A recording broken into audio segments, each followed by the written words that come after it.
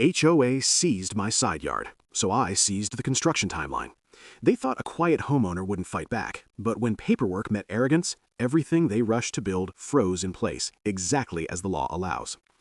I live on a modest corner lot just outside a growing subdivision in Texas. My house predates the HOA by decades, back when this land was still semi-rural and neighbors knew each other by first name. My side yard isn't decorative. It's where my well line runs, where my kids learn to ride bikes, where I've maintained fencing and drainage for years. Next door, the HOA oversees rows of identical homes, manicured lawns, and a board obsessed with expansion, property values, and control. I paid off my mortgage early. That yard is mine, in every sense. One morning, I woke up to survey stakes and orange tape cutting straight through my side yard. The HOA had approved a sidewalk and utility extension to speed up a new housing phase. No notice, no permission. When I objected, the board president told me, calmly, that the HOA assumed cooperation for community benefit. Another board member claimed they had authority under development necessity.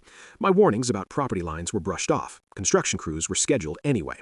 What they didn't know was that I'd already dealt with a boundary dispute years earlier. Back then, I'd commissioned a full survey recorded with the county, clearly marking a private utility easement tied to my well and septic system. That easement legally prohibited surface construction without my written consent. I also had title insurance records and archived county plats showing the HOA's development stopped short of my boundary. I didn't argue further. I let them move first. I hired a land use attorney and filed for an emergency injunction, citing interference with a protected utility easement.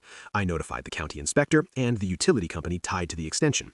Within 48 hours, a stop work order shut down the entire construction phase. Equipment sat idle, contractors billed the HOA for delays, permits were flagged for review.